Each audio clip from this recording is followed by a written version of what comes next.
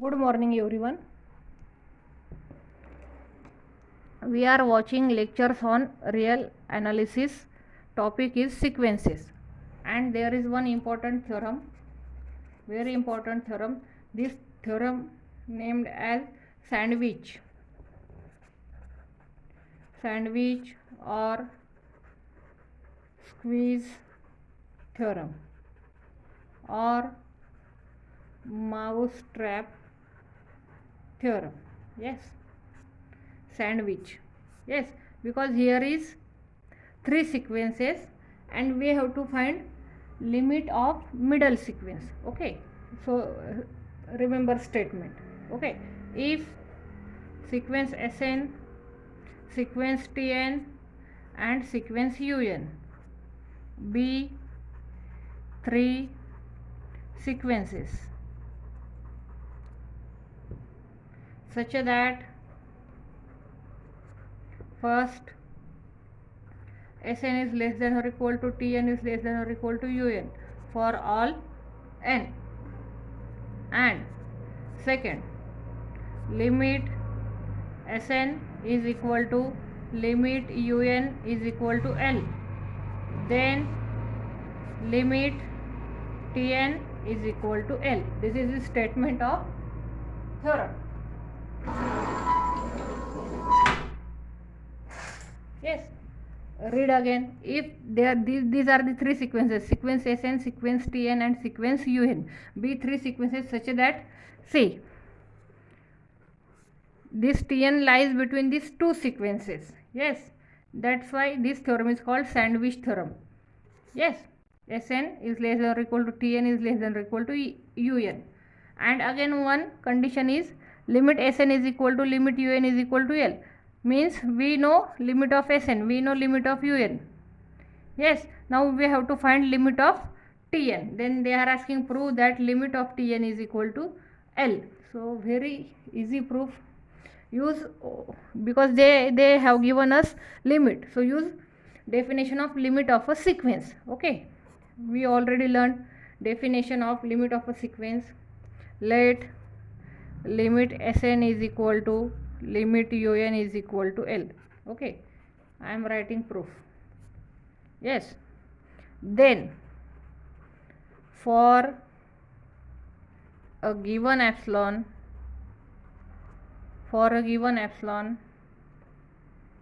there exist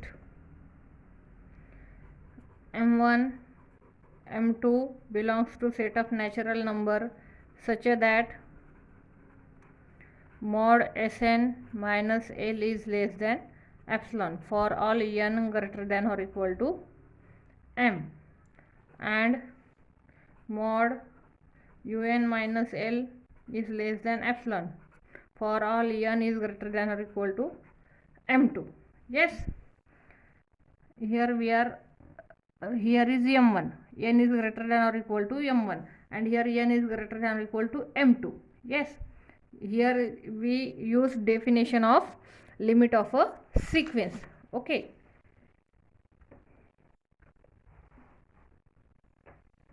now we have to define maximum of m1 and m2. So say m is equal to maximum of m1 m2. Yes, and we define this m, capital M, maximum of m1 m2. Yes, then again use definition of limit of a sequence. Then for a given epsilon positive, there exist a positive integer. Yes, positive integers m such that mod of Sn minus L is less than epsilon, and mod of Un minus L is less than epsilon for all n greater than or equal to m. Yes,